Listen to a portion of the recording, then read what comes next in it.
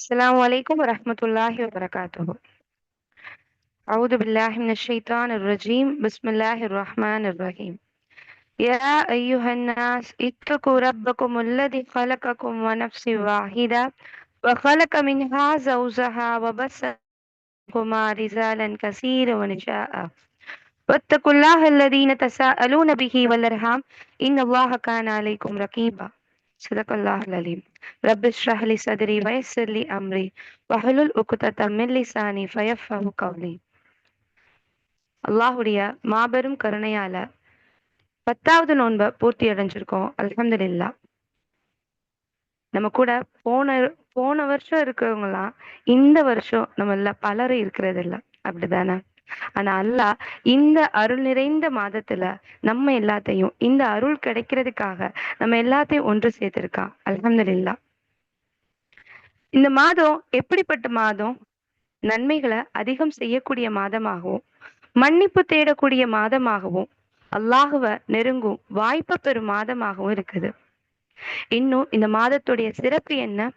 சொர்க்கத்தின் வாசல்கள் திறக்கப்பட்டு நரகத்தின் வாசல்கள் மூடப்பட்டு இருக்கக்கூடிய மாதமா இருக்குது.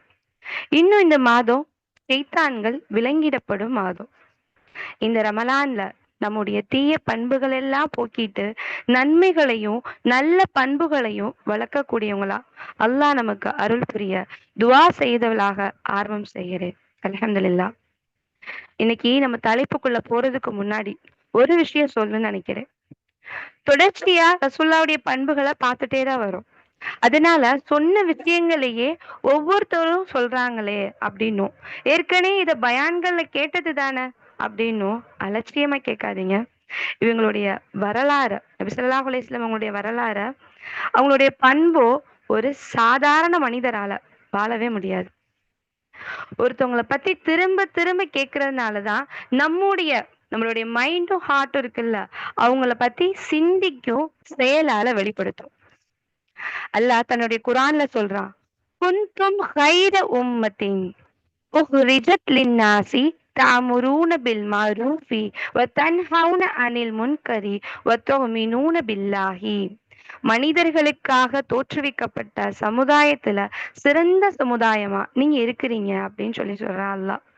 ஏன் அப்படின்னா, நீங்க நல்லதை செய்ய ஏவுறீங்க, தீயதை விட்டும் தடுக்கிறீங்க, இன்னும் அல்லாஹ்வின் மீது நம்பிக்கை கொள்ளக்கூடியவங்களா இருக்கிறீங்க அப்படின்னு சொல்லி அல்லாஹ் சொல்றான். இந்த வசனத்துக்கு ஏத்தது போல நம்ம நன்மையை செய்யக்கூடியவங்களாவும் தீமையை விட்டு தடுக்கக்கூடியவங்களாவும் அல்லாஹ் நம்மள ஆக்கி அருள் புரிஞ்சிருக்கான். அல்ஹம்துலில்லாஹ். இந்த வகுப்புடைய நோக்கமும் இதுதான். நபி ஸல்லல்லாஹு அலைஹி வஸல்லம் அவங்களுடைய பண்புகளை தெரிஞ்சுட்டு இதுல ஏதாவது ஒரு நற்பண்புகளை நம்ம கிட்ட கொண்டு வந்து ஒரு தீய பண்புகளை நம்ம கிட்ட இருந்து வெளியேற்றுறதுதான் இந்த வகுப்புடைய நோக்கமே. நபி ஸல்லல்லாஹு அலைஹி வஸல்லம் அவங்களுடைய வாழ்க்கை ஒரு சம்பவத்தை அவங்களுடைய வாழ்க்கையில ஒரு சம்பவத்தை நம்ம சொன்னா கூட சரிதான். பல பண்புகள் அவங்களுக்கு வெளிப்படக்கூடியதா தான் இருக்கும். இப்ப உதாரணம் பாருங்களேன். நபி ஸல்லல்லாஹு அலைஹி வஸல்லம் அவங்க போர்க்களத்துல எப்படி இருந்தாங்க அப்படின்னு நீங்க எடுத்துக்கிட்டா கூட, ஒரு படை வீரராவும் இருந்திருக்காங்க, ஒரு சாதாரண மனிதராவும் இருக்காங்க, ஒரு படை தளபதியாவும் இருக்கிறாங்க. அதே போர்ல நீதமாவும் நடந்திருக்காங்க. கைதிகளை மன்னிக்கக்கூடிய பண்பும் உங்களுக்கு வெளிப்பட்டிருக்கு. இப்ப மன்னிப்புன்ற ஒரு பண்பு நம்ம பார்க்கிறோம் அதுல. இன்னும் கனிமத்து பொருட்களை அள்ளி கொடுக்கக்கூடிய தாராள தன்மை அதுல நம்மளால பார்க்க முடியும். அப்படிதானே? ஒரே விஷயம்தான், இதுல எத்தனை வகைகள்லாம் பாருங்களேன், எத்தனை பண்புகள்லாம் இதுல வெளிப்படுது. இப்ப நபி ஸல்லல்லாஹு அலைஹி வஸல்லம் அவங்க எல்லாத்துக்குமான முன்மாதிரியா உஸ்வத்துல் ஹசனாவா வாழ்ந்து காமிச்சிருக்காங்க. சுபஹானல்லாஹ். அப்படிதானே? நபி ஸல்லல்லாஹு அலைஹி வஸல்லம் அவங்கள பத்தி ஒரு கிறிஸ்துவர் சொல்றாரு. அவருடைய பேர் என்ன அப்படின்னா மைக்கேல் ஹட்ச்கார்ட் அப்படின்றது அவருடைய பேர். சரிங்களா? இவரு தன்னுடைய புத்தகத்துல உலகத்துடைய சிறந்த தலைவர் அப்படின்ற ஒரு பட்டியல் ஒண்ணு போடுறாரு. அதுல 2வது இடத்துல இயேசுவையும், முதல் இடத்துல முஹம்மது நபி ஸல்லல்லாஹு அலைஹி வஸல்லம் அவங்களையும் வைக்கிறார். இப்ப இந்த பத்திரிகையாளர்கள்லாம் கேக்குறாங்க, ஏன் நீங்க ஒரு கிறிஸ்தவரா இருக்கீங்க, இயேசுவை நீங்க முதலாவதா வைக்காம எதுக்காக நீங்க முஹம்மதை நீங்க முதலாவதா வைக்கிறீங்க அப்படின்னு சொல்லி கேக்குறாங்க. அப்போ இந்த கிறிஸ்துவர் சொல்றாரு, நபி ஸல்லல்லாஹு அலைஹி வஸல்லம் முஹம்மது மட்டும்தான் ஆன்மீக தலைவராகவும் இருக்கிறாரு, குடும்ப தலைவராகவும் இருக்காரு, மற்ற எல்லாத்துக்குமான தலைவராகவும் இருக்கிறாரு அப்படின்னு சொல்லி யார் சொல்றா? உலகத்துடைய தலை சிறந்த தலைவர் அப்படின்னு சொல்லி யார் சொல்றா? ஒரு கிறிஸ்தவர் சொல்றாரு. ஆனா நம்முடைய முஸ்லிம் சமூகத்துல பலருக்குமே ரசூலுல்லாவுடைய வாழ்க்கைய பத்தி, அவங்களுடைய பண்புகள பத்தி தெரிகிறது இல்ல. அப்படிதானே? அப்போ இந்த ரமலான் இன்ஷா அல்லாஹ் நம்ம நபி ஸல்லல்லாஹு அலைஹி வஸல்லம் அவங்களுடைய வாழ்க்கைய பத்தி, அவங்கள அவங்களுடைய குணங்கள்லாம் என்ன அப்படின்ற விஷயத்த பத்தி தெரிஞ்சுக்கிறதுக்கு நம்ம இன்ஷா அல்லாஹ் பயன்படுத்திக்குவோம். சரி. அல்லாஹ் இந்த உலகத்த படைச்சுட்டு, நீங்க போய் எப்படி வேணாலும் வாழ்ந்துக்கோங்கப்பா. இந்த மனிதர்கள இந்த அப்போ இதான் பூமி அப்படின்னு சொல்லி, எப்படி வேணாலும் இருந்துக்கோ அப்படின்னு அல்லாஹ் விடல.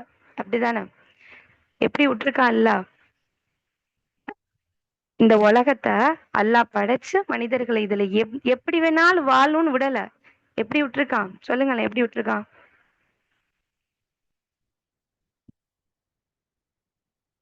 நமக்கு நேர்வழி காட்டுறதுக்காக குரான வேதமாகவும் அதுல என்ன இருக்குன்னு சொல்லி கொடுக்கறதுக்கு முகமது நபி ஸல்லல்லாஹு அலைஹி வஸல்லம் அவங்களையும் அல்லாஹ் அனுப்புறான். அப்படிதானே? ஒரு சட்ட திட்டத்துக்குள்ளதான் அல்லாஹ் நம்மள அனுப்புறான். ஒரு ஹபீபா ஒரு தலைவரா ரசூல்லாவா அல்லாஹ் அனுப்புறான். உதாரணமா நம்ம நாட்டுல எப்படி வேணாலும் வாழ்ந்துக்கலாம் அப்படின்லாம் கிடையாது. நம்மளுடைய நாட்டிலையும் ஒரு சட்ட திட்டத்துக்குள்ளதான் இருக்கிறோம். அப்படிதானே? ஒரு சட்ட திட்டங்களை உருவாக்குறதுக்கு ஒரு அரசியலமைப்பு சட்டத்தை என்ன செய்யறாங்க? உருவாக்குறாங்க. அதை செயல்படுத்த அதிகாரிகள், அவங்கள வழிநடத்த துறைகள், அந்த துறைகளை வழிகாட்டியா அரசியல் தலைவர்களுமா தான் இருக்கிறாங்க. இப்படி இந்த உலகமே ஒண்ணுக்கு ஒண்ணு என்ன செய்யுது? ஒவ்வொன்னுக்குமே ஒரு தலைமைத்துவத்தோட தான் இயங்கிக்கிட்டு இருக்கு. அப்படி நம்மளுடைய தூதர், நம்மளுடைய தலைவர் ஒரு தலைவராகவும் இருந்திருக்காரு. சாமானியரின் தோழராவும் எப்படி வாழ்ந்தாங்க அப்படின்றதுதான் இன்ஷா அல்லாஹ் இந்த வகுப்புல நம்ம பார்க்க போறோம். தலைவர் அப்படின்னா அந்த சொல்லுக்கு அரபுல சொல்றாங்க ரயீஸ் அப்படின்னு சொல்றாங்க. இஸ்லாம் தலைமைக்கு இருக்க வேண்டிய முக்கிய பண்புகளா சில விஷயங்களை சொல்லுது. என்ன விஷயம் அப்படின்னா, முதலாவதா தக்குவா, அல்லாஹ்வுக்கு அஞ்சி தனக்கு கீழே உள்ள மக்களுடைய தேவைகளை நிறைவேற்றுறது அப்படின்னு சொல்லி சொல்லுது இஸ்லாம். தலைமைக்கு இருக்கக்கூடிய பண்புகளை பத்தி பார்க்கிறோம். சரிங்களா? 2வது நுட்பமான அறிவு கொண்டவங்களா இருப்பாங்களாம். எப்படி இருப்பாங்களாம்? நுட்பமான அறிவுனா எல்லா விஷயங்களையும் கொஞ்சம் ஹிக்மான்னு சொல்லுவாங்கல்ல. அந்த மாதிரி ஆராய்ஞ்சு முடிவெடுக்கக்கூடியவங்களா இருப்பாங்க. அடுத்தது மார்க்க விஷயத்துல எந்த எதிர்ப்புகள் வந்தாலும் சரி, ரொம்ப உறுதியா, போல்டா அத என்ன செய்வாங்க? ஃபேஸ் பண்ணக்கூடியவங்களா, போராடக்கூடியவங்களா இருப்பாங்க. அது எப்பேர்ப்பட்ட சூழலா இருந்தாலும் சரி. தன்னுடைய உயிர் போகுது அப்படின்னு நெனச்சா கூட சரிதான். அந்த இடத்துலயும் இந்த தலைவர்கள் என்ன செய்வாங்க? தன்னுடைய மக்களுக்காக போராடக்கூடியவங்களா இருப்பாங்க. அடுத்தது தொலைநோக்கு பார்வையுடையவங்களா இருப்பாங்க. தொலைநோக்கு பார்வைன்னா என்ன? இந்த காலகட்டத்துக்கு இப்ப நான் வந்து ஆட்சி பண்றேன் அப்படின்னா, நான் இந்த காலத்துக்கு மட்டும் தான் என்ன தேவையோ அத மட்டும் குடுக்குறது கிடையாது. இனி வரக்கூடியவங்க, அடுத்த ஜெனரேஷன் இப்படி எல்லாத்துக்குமா அது யூஸ் ஆகுற மாரி ஒரு விஷயத்த என்ன செய்வாங்களாம்? பண்ணக்கூடியவங்களா இருப்பாங்க. தொலைநோக்கு பார்வை இருக்கக்கூடியவங்களா இருப்பாங்க. அடுத்ததா, நீதம் செலுத்தக்கூடியவங்களா இருப்பாங்க. எந்த பார்ஷியாலிட்டியும் பார்க்க மாட்டாங்க. இன்னும் எல்லாருமே சமம் தான் அப்படின்னு சமத்துவத்தோட நடக்கக்கூடியவங்களா இருப்பாங்க. மக்கள்ட்ட ஆலோசனை கேட்கக்கூடியவங்களாவும் இருப்பாங்க. தன்னுடைய ஒரு விஷயம் நம்ம ஒரு முடிவு பண்ணிட்டாங்க ஒரு தலைவர் அப்படின்னா, மக்கள்ட்ட இது உங்களுக்கு ஓகேவா? உங்களுக்கு எதுவும் பிரச்சனை இல்ல. இந்த மாரி என்ன செய்வாங்க? ஒரு மஷூரா போட்டு ஆலோசனை செஞ்சுட்டு தான் செயல்படுத்தக்கூடியவங்களா இருப்பாங்க. அடுத்ததா ஆர்டர் போட்டுட்டு, தானும் என்ன செய்வாங்க? செயல்படுத்தக்கூடியவங்களாவும் இருப்பாங்க அப்படின்னு சொல்றாங்க. இன்னும் எளிமையான வாழ்க்கைய கையாளுவாங்க. எல்லா சூழ்நிலையும் நடுநிலையா, நிதானமா, பொறுமையா செயல்படக்கூடியவங்களாவும் இருப்பாங்க. இந்த தலைமைத்துவம் அப்படின்னு சொல்லி இஸ்லாம் சொல்லுது. எல்லாத்துக்கும் மேல ஒரு தலைவர் அப்படின்றவங்க தனது தனிப்பட்ட நலனுக்கு முக்கியத்துவம் கொடுக்காம தன்னை நம்பி தனக்கு கீழ் உள்ள மக்கள் இருக்காங்கல்ல அவங்களுடைய நலனுக்காக எந்த ஒரு பாரபட்சமும் இல்லாம வாழக்கூடியவங்களா இருப்பாங்க அப்படின்னு சொல்லி இஸ்லாம் சொல்லுது. இப்படிப்பட்ட பண்புகளுக்கு சொந்தக்காரவங்க தான் நம்ம தலைவர் முகமது நபி ஸல்லல்லாஹு அலைஹி வஸல்லம். ஒரு ஹபீப். சரிங்களா? தலைவர் அப்படின்னா நம்ம என்ன செய்வோம்? ஒவ்வொரு கட்சிக்கும் ஒவ்வொரு தலைவர்கள் இருப்பாங்க. அவங்களதான் தலைவர்கள் அப்படின்னு சொல்லுவாங்க. நம்ம தூதர் தான் நம்மளுடைய தலைவர். சரி. நபி ஸல்லல்லாஹு அலைஹி வஸல்லம் எப்பயுமே எப்படி இருப்பாங்களாம்? மக்கள பத்தி சிந்திக்கக்கூடியவங்களா இருப்பாங்களாம். நபி ஸல்லல்லாஹு அலைஹி வஸல்லம் கூட இருக்கக்கூடிய தோழர்களுடைய இந்த காலகட்டத்துல உள்ள தலைவர்கள், பொறுப்புல உள்ளவங்க எப்படி வாழ்றாங்க? சாதாரண மனிதனாவா? இல்ல. யோசிச்சு பாருங்க. அவங்களுடைய ட்ரெஸ் எப்படி இருக்கும்? ரிச்சா, கிராண்டா. இன்னைக்கு நம்ம நாட்டுல உள்ள பிரதமர் கோடிக்கணக்குல உள்ள மதிப்புல உள்ள கோட்டு தான் பயன்படுத்துறாரு. செய்திகள்ல பார்த்திருப்பீங்கல்ல. அவருடைய கோட் அப்படின்னா, அந்த தங்க இழைகளால நெஞ்சதுதான். அந்த மேல போடுற அந்த கோட்டு. எவ்ளோ பெருமையா வாழ்ந்திருக்காரு இல்லையா? வாழ்ந்துட்டு இருக்காரு. இன்னும் அவங்களுடைய உணவு முறை அப்படின்னு எடுத்துட்டோம்னா, பேரிச்சம்பழமும் தண்ணியுமா? கிடையாது. வெரைட்டி வெரைட்டியா. அவங்களுடைய வீடு பங்களா மாதிரி இருக்கும். இன்னும் சிலர் பெரிய கோட்டையில கூட வசிக்கக்கூடியவங்களா இருப்பாங்க. அப்படிதானே? தலைவர்கள் யூஸ் பண்ணக்கூடிய பொருட்கள என்ன செய்ய மாட்டாங்க, உடனே யாருக்கும் குடுக்க மாட்டாங்க. அவங்களுக்கு வேணும்னாலும் சரி, வேணாம்னாலும் சரி. யாருக்கெல்லாம் குடுக்க மாட்டாங்க. இவங்க இறந்ததுக்கு அப்புறமா மியூசியத்துல கொண்டு போய் வைப்பாங்க. அடுத்ததா இவங்களுடைய வாகனம் அப்படின்னு எடுத்துக்கிட்டோம்னா, கோடிக்கணக்குல ஆடி கார், பென்ஸ் கார் இந்த மாரி கோடிக்கணக்குல தான் என்ன செய்வாங்க, அவங்களுடைய பயணிக்கக்கூடிய ஒரு வாகனமா இருக்கும். இப்போ உள்ள காலகட்டத்துல தனி விமானங்கள்ல கூட பயணம் பண்ணுவாங்க. நம்ம பார்க்குறோம்ல. இன்னும் இவங்களுக்கு பாதுகாப்பு இல்லாம எங்கேயுமே போக மாட்டாங்க. பாடிகார்ட் இல்லாம என்ன செய்ய மாட்டாங்க, எங்கேயுமே மாட்டாங்க. ஏன் அப்டின்னா, தனக்கு எந்த பிரச்சனையும் வந்துறக்கூடாது. தன்னுடைய உயிர் போயிறக்கூடாது. அப்படின்னு 10, 20 பேர் என்ன செய்வாங்க, எப்பயுமே பாதுகாப்புக்கு இருந்துட்டே இருப்பாங்க. சரி, இவங்களுடைய கார் ரோட்ல போகுதுன்னு வச்சுக்கோங்களேன். எப்படி போவாங்க? சும்மா நம்மள மாரி சாதாரணமா எல்லாரும் வெயிட் பண்ணி, சிக்னல்ல இருந்து அப்படியா போவாங்க? கிடையாது. சாதாரண மக்கள் வெயில்ல இருந்தாலும் சரி, மழையா இருந்தாலும் சரி, காத்து தான் நிக்கணும். அவங்களுக்கு என்ன பிரச்சனையா இருந்தாலும் சரி, முடியாம இருந்தாலும் சரி, ஒரு கஷ்டமான சூழலா இருந்தாலும் சரி, ஒரு ஒருத்தவங்கள ஹாஸ்பிட்டல்ல கொண்டு போய் சேர்க்கக்கூடிய ஒரு விஷயமா இருந்தாலும் சரி, அந்த தலைவர்கள் கடந்து போற வரைக்கும் காத்து தான் கடக்கணும். இன்னும் இவங்களுடைய வேலைகள ஆட்கள் வச்சு தான் பார்ப்பாங்க. பல வேலையாட்கள் வச்சு தான் பார்த்துட்டு இருக்காங்க. அவங்களுடைய சொந்த வேலையா இருந்தாலும் சரிதான். தராதரம் பார்ப்பாங்க. வசதி உள்ளவங்கள்ட்ட மட்டும் தான் பழகுவாங்க தலைவர்கள். இன்னும் தன்னுடைய முடிவுதான் அப்படின்ற கொள்கையோட வாழக்கூடியவங்களா இருப்பாங்க. இவங்களுடைய நோக்கமே மொத்தத்துக்கு என்ன? பணம் தான்.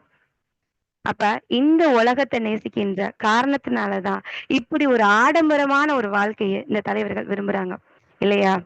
ஆனா நம்முடைய தலைவர் முகமது நபி ஸல்லல்லாஹு அலைஹி வஸல்லம் ஒரு சாதாரண மனிதனாவும், ஒரு சாதாரண மனிதர்களுடைய சக தோழராவும் வாழ்ந்திருக்காங்க.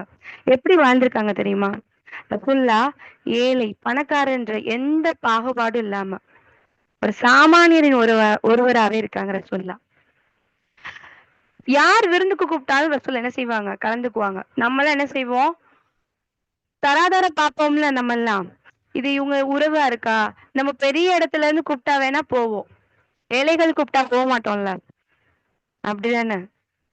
ரசூலுல்லாஹ் பாருங்க, ஒரு நடுத்தர குடும்பத்துல இருந்து ஒரு டெய்லர் என்ன செய்றாரு? விருந்துக்கு கூப்பிடுறாங்க. ரசூலுல்லாஹ் என்ன செய்யல? வர முடியாதுன்னுலாம் சொல்லல. அவங்களுடைய அழைப்புக்கு பதில் குடுக்குறாங்க. போறாங்க. ஒண்ணும் வெரைட்டிலாம் கிடையாது. சொரக்கா குழம்பு வச்சு குடுக்குறாங்க ரசூலுல்லாஹ்க்கு. அவங்க ரசூலுல்லாஹ் அத விரும்பி எடுத்து வச்சு அந்த சொரக்காவ எடுத்து வச்சு சாப்பிடுறாங்களாம். எப்படிப்பட்ட ஒரு தலைவர்? அகில உலகத்துக்குமான தலைவர் நம்ம தலைவர். இன்னும் ஒரு அடிமை பிலால் ரலியல்லாஹு என்ன செய்றாங்க? தன்னுடைய வீட்டுக்கு ரசூலுல்லாஹ் விருந்துக்கு வரணும்னு ஆசைப்படுறாங்க. அங்க பேரிச்சம்பழம் கொடுக்கப்பட்டா கூட என்ன செய்றாங்க ரசூலுல்லாஹ்? அத சாப்பிடக்கூடியவங்களா தான் இருக்கிறாங்க. நபி ஸல்லல்லாஹு அலைஹி வஸல்லம் சொல்றாங்க, எந்த விருந்து ஏழைகள புறக்கணிச்சு நடக்கப்படுதோ, அது வெறுப்புக்குரிய விருந்து அப்படின்னு சொல்றாங்க. சரி. நாம வாழக்கூடிய இந்த தலைவர்கள்லாம் இப்ப இந்த தலைவர்கள் மட்டும் கிடையாது. தலைவர்கள்ன்னு சொல்றனால, நம்மையும், நம்முடைய தூதரையும் ஒப்பிட்டு பார்த்துட்டே வாங்க. அப்போதான் இதுல நாம படிப்பினை பெறக்கூடியவங்களா இன்ஷா அல்லாஹ் மாற முடியும். எல்லா மக்கள்ட்டயும் ரசூல் என்ன செய்றாங்க? சேர்ந்து அமர்ந்து உட்கார்ந்து சாப்பிடக்கூடியவங்களா இருப்பாங்களாம். அது ஒரு திண்ணை தோழரா இருந்தாலும் சரிதான். ஒரு திண்ணை தோழர்னா யாரு? திண்ணை தோழர் அப்படின்னு இருக்கவங்க, குடும்பம் அவங்களுக்குன்னு தனிப்பட்ட எந்த விஷயமும் கிடையாது. மார்க்கத்த கத்துக்கணும் அப்படின்றதுக்காக தான் என்ன செய்றாங்க? ரசூலுல்லாஹ் கூடயே இருப்பாங்க. திண்ணை தோழர்களா. ரசூலுல்லாஹ் குடுக்குற உணவுகள் மட்டும் தான் அவங்களுக்கு உணவா இருக்கும். அவங்களுக்கு குடும்பம் எந்த விஷயமே கிடையாது. நபி ஸல்லல்லாஹு அலைஹி வஸல்லம் அவங்களுக்கு ஒரு உணவு கொடுக்கப்பட்டாலும் சரி, என்ன செய்றாங்க ரசூலுல்லாஹ்? தனக்கு தன்னுடைய குடும்பத்துக்குன்னுலாம் வச்சுக்காம, ரசூலுல்லாஹ் ஏழ்மையா தானே இருந்தாங்க. வச்சிருக்கலாம்ல. வச்சுக்காம என்ன செய்றாங்க ரசூலுல்லாஹ்? திண்ணை தோழர்களை கூப்பிடுறாங்க. ஒரு பால் கொடுக்கப்பட்டாலும் சரிதான். ரசூல் என்ன செய்யறாங்க, எல்லாத்துக்கும் அந்த வரிசையில எல்லா திண்ணை தோழர்களையும் எல்லாத்துக்கும் கொடுத்துட்டு கடைசியா அது கொஞ்சோண்டு இருந்தாலும் ரசூல்லா குடிப்பாங்களாம். சுபஹானல்லாஹ். ஒரு தலைவர் எப்படி வேணாலும் வாழலாம் தானே, யாரும் கேட்க மாட்டாங்க, அப்படிதானே? அப்புறம் ஏன் ரசூல்லா இவ்ளோ ஏழைகள்கிட்ட இவ்வளவு நெருங்கி பழகுறாங்க? அப்சலாலிஸ்லம் சொல்றாங்க, பணக்காரர்களை விட ஏழைகள் தான் சொர்க்கத்துல முதலாவதா நுழைவாங்களாம். சுபஹானல்லாஹ். பணக்காரர்களை விட ஏழைகள் தான் முதலாவதா நுழைவாங்களாம். ஆனா நாம நம்முடைய அண்டை வீட்டார் ஒரு ஏழையா இருந்து அவங்க கொடுக்கக்கூடிய உணவை நம்ம வாங்குவோமா? பல பலரும் வாங்குவோம்னு நினைக்கிறேன். ஒரு சிலர் இன்னும் ஏழைகள் அளிக்கக்கூடிய திருமணத்துக்கு தான் நம்ம கலந்துக்குவோமா? ஏழைகளை பலர் எப்படிதான் பார்த்துட்டு இருக்கோம்? பிச்சைக்காரர்களா, மிஸ்கின் போல பார்ப்போம். பணம் காசு இருந்தா சிரிச்சு சிரிச்சு பேசுவோம், அப்படிதானே? இல்ல நான் எங்க வீட்டுல நான் கொடுக்கதான் செய்யறோம் அப்படின்னா, அந்த நம்ம வீட்டுகள் என்ன செய்யறோம், கொடுத்தா கூட அந்த ஏழைகளுக்கு உணவு கொடுத்தா கூட உங்களுக்கு நம்மளுடைய வீட்டுக்கு முன்னாடி உள்ள அந்த வராண்டா, மொட்டை மாடி, அப்படிதானே? மற்ற வசதியானவங்களுக்கும் இல்ல நம்மளுடைய உறவுகள் அப்படின்னு எடுத்துட்டோம்னா டைனிங் டேபிள்ல உட்கார வச்சு அவங்க போற வரைக்கும் கவனிப்போம். நம்மளே என்ன செய்வோம், வேலையாட்கள் வச்சுலாம் சாப்பாடு வைக்க முடியும். நம்மளே அந்த ஒரு பெரிய கெஸ்ட்டுக்கெல்லாம் என்ன செய்வோம், சாப்பாடு வைக்கக்கூடியவங்களா இருப்போம். கவனிச்சுதான் அவங்களை அனுப்புவோம். நாம பாகுபாடு பாக்குறோமா இல்லையா? சிந்திச்சு பாருங்க. ஆனா ரசூலுல்லாஹ்க்கு ஒரு ஏழை எந்த விஷயம், ஏழைகள் ஏதாவது கொடுத்தாலும் வாங்கிக்குவாங்க. அவங்க ஏழைகளை ஆதரிக்கக்கூடியவங்களா இருக்கிறாங்க. ரசூலுல்லாஹ்க்கு யாராவது ஒருத்தவங்க ஒரு சின்ன அன்பளிப்பு கொடுத்தாலும் சரி, என்ன செய்யறாங்க ரசூலுல்லாஹ், அதை வாங்கிக்குவாங்களாம். ஒரு முறை ஒரு பெண் என்ன செய்யறாங்க, அவங்க ஒரு ஏழையா தான் இருக்காங்க. ஆடைய தன்னுடைய கையாலேயே அதை தச்சு கொண்டு வந்து கொடுக்குறாங்க ரசூலுல்லாஹ்க்கு. ரசூலுல்லாஹ் என்ன செய்யல, அன்பளிப்பை மறுக்கல, வாங்கிக்கிறாங்க. நம்முடைய மார்க்கம் எவ்வளவு அழகானது போதிக்குது பாருங்களேன், சமத்துவத்தை போதிக்குது. அததான் ரசூலுல்லாவும் பாகுபாடு காட்டாம வாழ்ந்து காமிச்சுக்கிறாங்க, செயல்படுத்தி இருக்காங்க ரசூலுல்லாஹ். ஒரு உதாரணத்துக்கு எடுத்துக்கோங்க, இப்ப தொழுகைக்கு எல்லாரும் ஒரே அணிவகுத்து நிக்கிறோம், யோசிச்சு பாருங்களேன். எல்லாரும் ஒரே சஃப்ல நிக்கிறோம் அப்படின்னா வெள்ளை தோலும் நிக்கும், கருப்பு தோலும் நிக்கும், முதலாளியோட காலும் நிக்கும், தொழிலாளியோட காலும் நிக்கும். ஏழையா இருந்தாலும் சரி, பணக்காரனா இருந்தாலும் சரி, ஒரே சஃப்ல ஒரே வரிசையில நிக்கிறோமா இல்லையா? இததான் சமத்துவம் இஸ்லாம் சொல்லுது. இது போலதான் ஹஜ்ஜும் பண்றோம். ஹஜ், உம்ரா இது எல்லாமே ஒரே போலதான், அப்படிதானே? ஏழைகள் அப்படின்றவங்கள ரசூலுல்லாஹ் உதாசீனப்படுத்தினதே கிடையாது. உங்க கூட சேர்ந்தே பயணிச்சிருக்காங்க சக தோழரா. ரசூலுல்லாஹி அலைஹி வஸல்லம் ஏழைகள் கூட மட்டும் கிடையாது, பணக்காரர்கள் கூடயுமே பழகிதான் இருக்காங்க. நம்ம நிறைய கேள்விப்பட்டிருப்போம். அந்த பணக்காரர்கள் கூட அவங்கள்ட்ட சொல்லக்கூடிய விஷயம் என்ன, அவங்களுக்கு கட்டளையிடக்கூடிய விஷயம் என்ன, ஏழைகளுக்கும் அனாதைகளுக்கும் என்ன செய்யுங்க, நீங்க கொடுக்கணும்ன்றதுதான் ரசூலுல்லாஹ் கட்டளையிட்டு இருக்காங்க. அப்துர் ரஹ்மான் இப்னு அவுஃப் ஒரு செல்வந்தர், உஸ்மான் ரலியல்லாஹ் ஒரு செல்வந்தர், அபூபக்கர் ரலியல்லாஹ் ஒரு செல்வந்தர், இன்னும் கதீஜா ரலியல்லாஹ் ஒரு செல்வந்தர். இப்படி எல்லா செல்வந்தருக்குள்ள இருந்தா ரசூலுல்லாஹ் பழகியிருக்காங்க. இந்த செல்வந்தர்கள் எல்லாருமே முன்னாடி எப்படி இருந்தாங்களோ, பின்னாடி இஸ்லாத்தை ஏற்றதுக்கு அப்புறமா இவங்களுடைய செல்வங்கள் எல்லாம் எதுக்குதான் போகுது? இஸ்லாத்துக்காக, அந்த மக்களுக்காக, ஏழை மக்களுக்காக, அனாதைகளுக்காக, அடிமைகளுக்காக தான் பயன்படக்கூடியதா இருக்கு. ஏன் தெரியுமா? ரசூலுல்லாஹ் தன்கிட்ட ஒரு பொருள் இருந்துச்சு அப்படின்னா, ஒரு சின்ன பொருள் இருந்தாலும், பேரிச்சம்பழம் தன் வீட்டுல இருந்தா கூட சரி, என்ன செய்யறாங்க, தன்னுடைய தோழர்களுக்கு கொடுக்கக்கூடியவங்களா தான் இருக்காங்க. அததான் செல்வந்தர்களான சஹாபாக்களும் பின்பற்றக்கூடியவங்களா இருக்காங்க. அவங்கள அப்படியே ரோல் மாடலா எடுத்துட்டு வராங்க. ஏழைகள் நடுத்தரமானவங்க மட்டும் ரசூலுல்லாஹ் பழகல, அடிமையானவங்களை கூட என்ன செய்யறாங்க, சக தோழரா தான் ரசூலுல்லாஹ் வாழ்ந்துட்டு இருந்தாங்க. உதாரணமா பிலால் ரலியல்லாஹ் கூட எடுத்துக்கலாம். பிலால் ரலியல்லாஹ் நம்ம எல்லாத்துக்குமே தெரிஞ்ச ஒரு விஷயம்தான், நிறைய பயான்களை கேட்டிருப்போம். அவங்க ஒரு கருப்பினரா இருப்பாங்க, அடிமையா இருப்பாங்க. இஸ்லாம் இவங்களை ஈர்த்ததுக்கே காரணம் என்ன தெரியுமா? எஜமானன் அடிமைகள் எல்லாருமே சமம்தான் அப்படின்றத ரசூலுல்லாஹ் எடுத்துரைச்சதுதான். அடிமைகளை விலை கொடுத்து வாங்கினாங்க, அவங்களுடைய துன்பத்துல இருந்து மீட்டெடுத்தாங்க, அவங்களுக்கு பொறுப்புகளையும் அள்ளி கொடுத்தாங்க ரசூலுல்லாஹ். இவங்களை விட வேறு யார் சிறந்த தலைவரா இருக்க முடியும்? சிந்திச்சு பாருங்க. பிலால் ரலியல்லாஹ் அடிமையா இருக்கும்போது அவங்கள ஒதுக்கப்பட்டாங்க, தாழ்த்தப்பட்டாங்க. அடிச்சு துன்புறுத்தி உங்க மேல கல்லு வச்சு நசுக்கி ரத்தம் வந்து உங்களுடைய வரலாறை கேட்கும் போதே நம்மளுடைய கண்கள்லாம் கலங்கும். அப்படிதானே? அவ்வளோ துன்புறுத்துனாங்க அந்த அடிமைகளை. ஆனா நபி ஸல்லல்லாஹு அலைஹி வஸல்லம் பிலால் ரலியல்லாஹ் இஸ்லாத்துக்கு ஏற்றதுக்கு அப்புறமா என்னதான் செஞ்சாங்க? எல்லா மூத்த சஹாபாக்கள் இருக்கக்கூடிய அந்த சபையில, நபி தோழர்கள் இருக்கக்கூடிய அந்த அவையில, உயர் குலத்துல உள்ளவங்க எல்லாம் இருக்கக்கூடிய அந்த சமயத்துல பிலால் ரலியல்லாஹ்வ அழைச்சு பாங்கு சொல்றாங்க. முதல் அதான. அது மக்கா பள்ளியா இருந்தாலும் சரி, மதீனா பள்ளியா இருந்தாலும் சரி. இவங்களுக்கு அவ்ளோ முக்கியத்துவம் குடுக்குறாங்க. இன்னும் அவங்களுக்கு நெறைய பொறுப்புகளும் குடுக்குறாங்க. அடிமைகளா இருந்தா கூட ஒதுக்கப்படல. பொறுப்புகள் குடுக்குறாங்க ரசூலுல்லாஹ். அவங்களுக்கு முன்னாடி அவங்கள என்ன செய்றாங்க? முன்னாடி வச்சு பார்க்குறாங்க ரசூலுல்லாஹ். சுப்ஹானல்லாஹ். இன்னும் ஸைத் பின் ஹாரிஸா ரலியல்லாஹ் ஒரு அடிமை தான். இவங்களுக்கு என்ன பொறுப்பு குடுத்தாங்க தெரியுமா? மூக்தா போர்ல 3 தலைவர்களா அவங்க நியமிக்கப்படுறாங்க. அந்த போருக்கு 3 தலைவர்கள் நியமிக்கப்படுறாங்க. அதுல முதலாவது தலைவர் யாரு? ஸைத் பின் ஹாரிஸா ரலியல்லாஹு தான். 2வது தலைவர் ஜாஃபர் ரலியல்லாஹ். 3வது தலைவர் அப்துல்லா இப்னு வராஹா ரலியல்லாஹ். இவங்களுக்கு மத்தியில யார் இருக்காங்க? ஒரு அடிமை. அவங்களுக்கு தான் முன்னாடி என்ன செய்யுது? முன்னுரிமை கொடுக்கப்படுது. அப்படிதானே? ஒரு முறை ஸல்லல்லாஹு அலைஹி வஸல்லம் என்ன செய்றாங்க? நபி அவங்கள சந்திக்கிறதுக்கு அபூ சுஃபியான் ரலியல்லாஹு வராங்க. இவங்க இஸ்லாத்த ஏற்றதுக்கு முன்னாடி சரிங்களா? அப்போ வராங்க அபூ சுஃபியான் ரலியல்லாஹ் ரசூலுல்லாஹ பார்க்கறதுக்கு மதீனாவுக்கு வராங்க. சல்மான் ரலியல்லாஹ், பிலால் ரலியல்லாஹ் இவங்கலாம் மக்கால அடிமைகளா இருந்தாங்கல்ல. அப்ப இவங்கலாம் ரொம்ப என்ன செய்றாங்க? கோவப்படுறாங்க. இன்னும் இவரு இன்னும் இது பண்ணலையா? அவர இன்னும் விட்டு வச்சிருக்காங்களே! அப்படின்ற மாரி கோவப்பட்டு பேசுறாங்க. அபூபக்கர் ரலியல்லாஹ் இது ரொம்ப கடிஞ்சு சொல்றாங்க. கடுமையா நடந்துக்கிறாங்க. இந்த விஷயம் ரசூலுல்லாஹ்க்கு தெரிஞ்ச உடனே என்ன செய்றாங்க ரசூலுல்லாஹ்? ரொம்ப கண்டிக்கிறாங்க.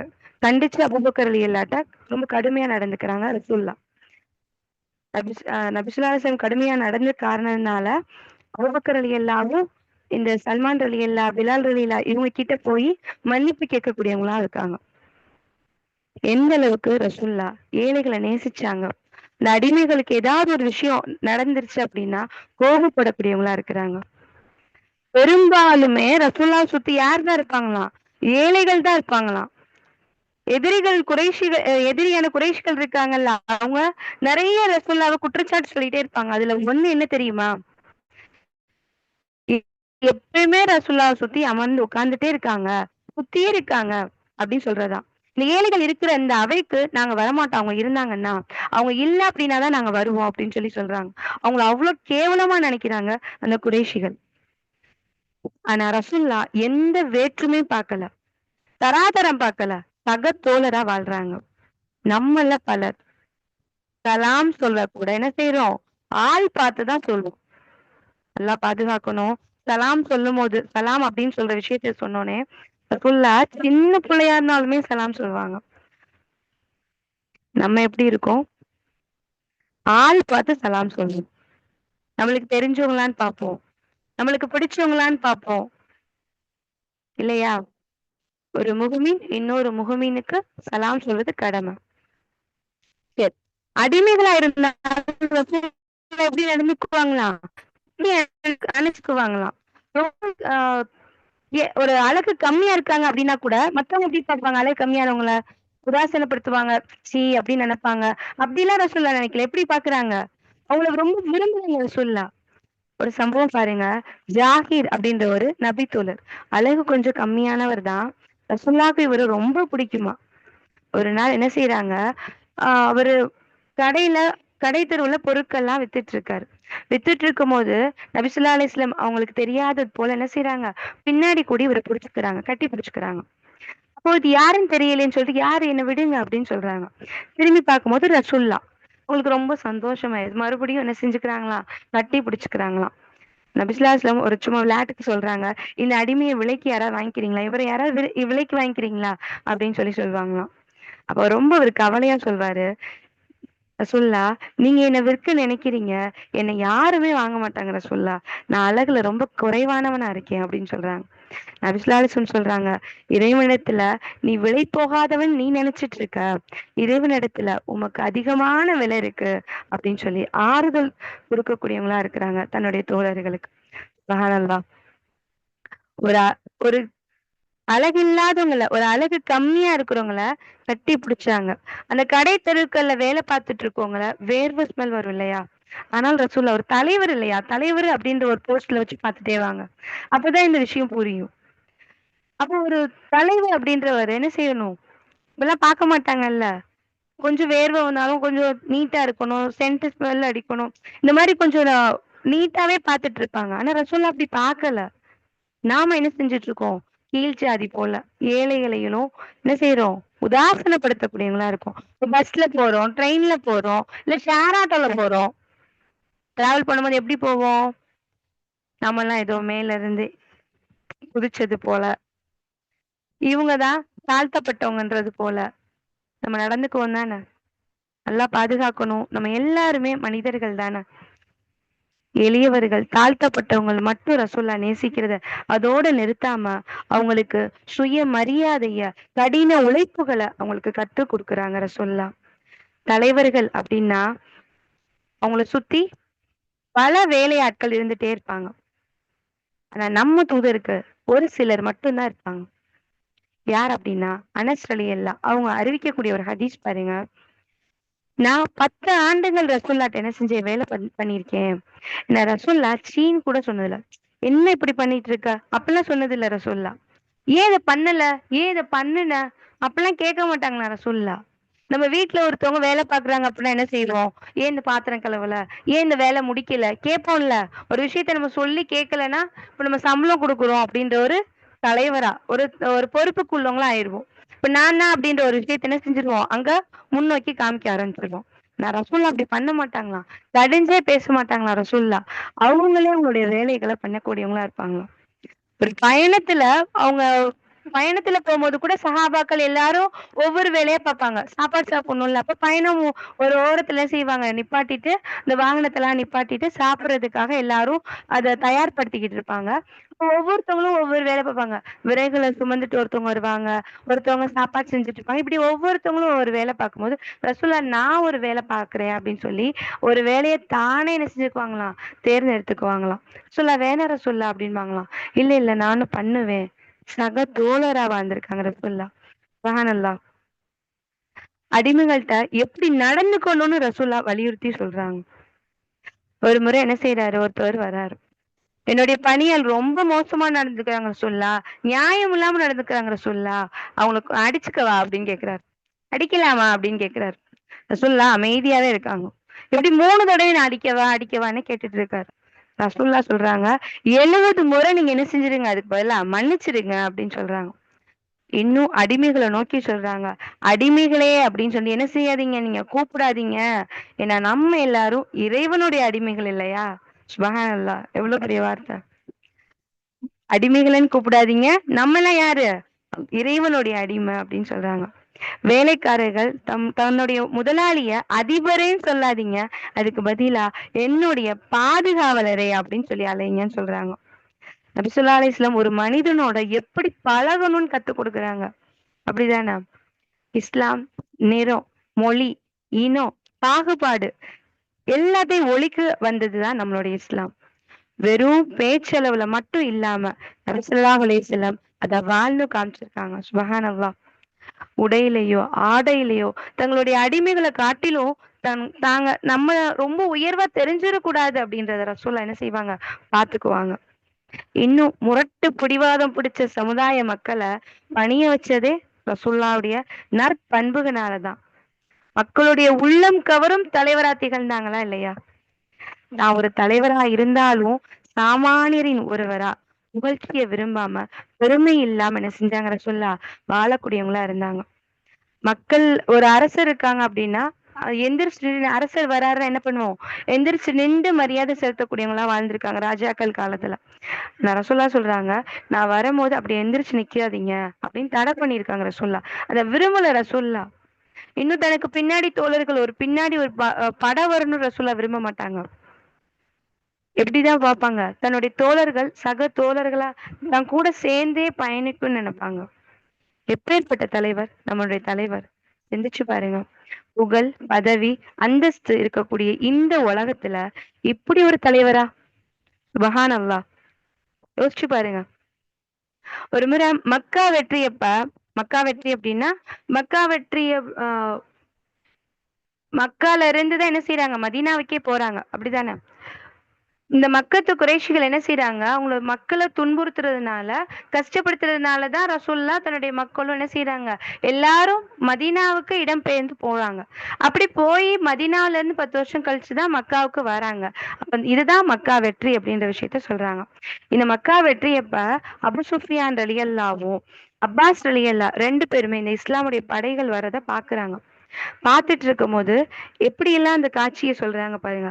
பல்வேறு கொடிகளுக்கு கீழ, பல்வேறு நிறங்கள்ல சுபஹானல்லாஹ் பல்வேறு நிறங்கள்ல, கருப்பு, வெள்ளை எல்லா நிறத்திலயும், பல நாடுகள்ல இருந்தும் அலை அலையா இஸ்லாமிய படை முன்னேறி வந்துட்டே இருக்கு. அபூ சுஃபியான் ரலியல்லாஹு சொல்றாங்க, அப்பாஸ் ரலியல்லாஹுட்ட சொல்லிட்டு இருக்காங்க, "உங்களுடைய அண்ணன் மகன் பெரிய மன்னர் ஆயிட்டாரு" அப்படின்னு சொல்றாங்க. அதுக்கு அப்பாஸ் ரலியல்லாஹு சொல்றாங்க, "உங்களுடைய பார்வையில ஆட்சி அதிகாரம் தெரியுது. அப்படி கிடையாது. நுபுவத் அப்படின்றது. அது என்னது? நுபுவத் அப்படின்ற விஷயத்த சொல்றாங்க. சுப்ஹானல்லாஹ். இப்படி பல தரப்புலயும், பல மொழி பேசுறவங்களும், பல குலங்களும் ஒண்ணு சேர்ந்து வருது அப்படின்னா, இவங்களுடைய செயல்பாடுகள் எப்படி இருந்துக்கும்? சிந்திச்சு பாருங்க. சாதாரண மக்களோட ஒண்ணுக்குள்ள ஒண்ணா சக தோழரா வாழ்ந்திருப்பாங்க. அப்படிதானே? சுப்ஹானல்லாஹ்.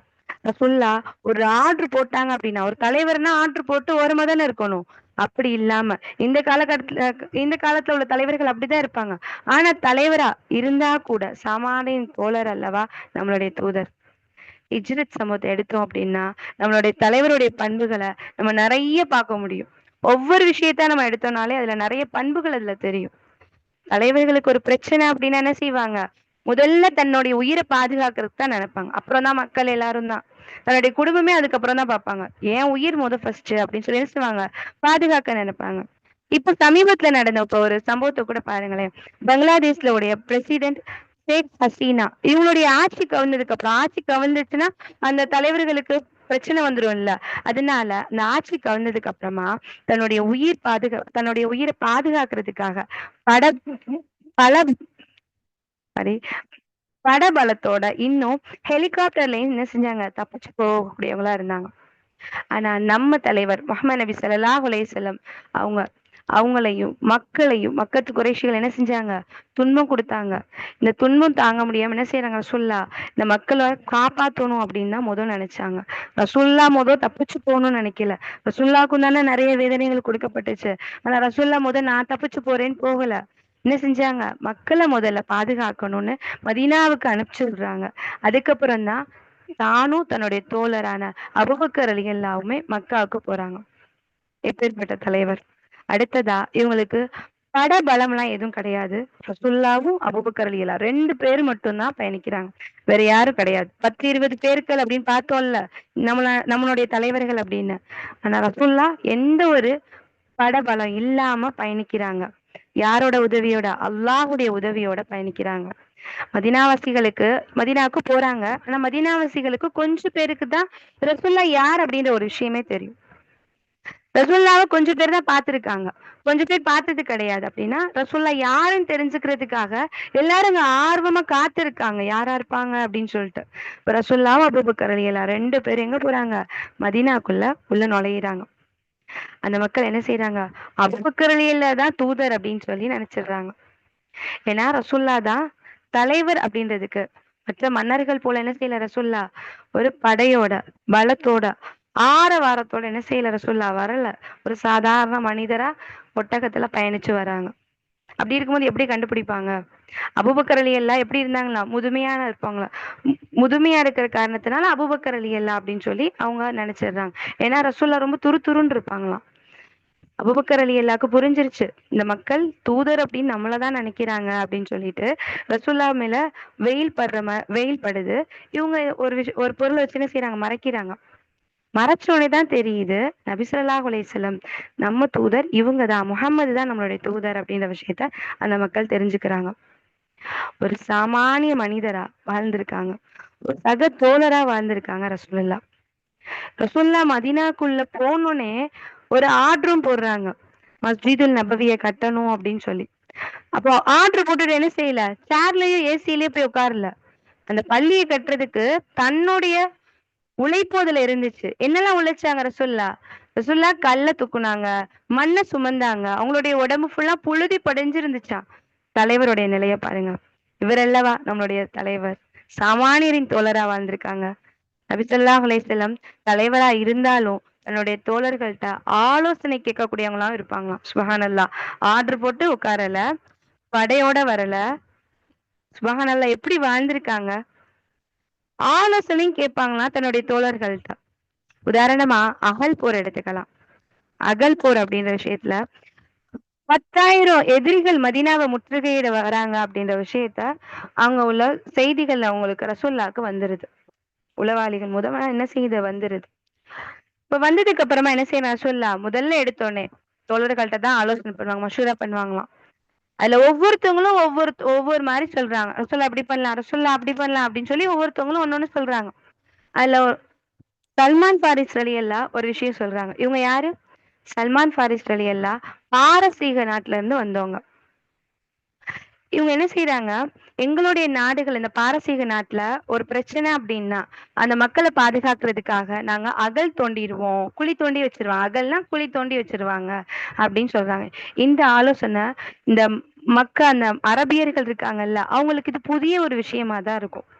இதுவரைக்கும் அவங்க கேள்விப்படாத ஒரு திட்டமா தான் இருக்கும் அப்டின்ற விஷயத்த ரசூலுல்லாஹ் புரிஞ்சுகிட்டு, சரி ஓகே. நீங்க சொன்னது சரிதான்னு சொல்லிட்டு அத அங்கீகரிக்கிறாங்க. நான் தான் தலைவர் அப்டிலாம் சொல்லல. ஒரு தோழர் சொன்னா கூட, இது என்னுடைய நாடு. நான் சொல்றதான்னு சொல்லல. என்ன செய்றாங்க? சஹாபாக்களா இருந்தாலும் ஓகேன்னு தான் சொல்றாங்க. அவங்க பாரசீக நாட்டுல இருந்து வந்தாங்க. ஆனாலும் ரசூல் என்ன செய்றாங்க? ஓகே ஒரு நல்ல விஷயம் அப்டின்றத அங்கீகரிக்கக்கூடியவங்களா இருக்கிறாங்க. அகழ் தோன்றதுக்கு ரசூலுல்லாஹ் ஆர்டர் போடுறாங்க. எப்படி ஆர்டர் போடுறாங்க? 10 பேர் கொண்ட குழு என்ன செய்யணும்?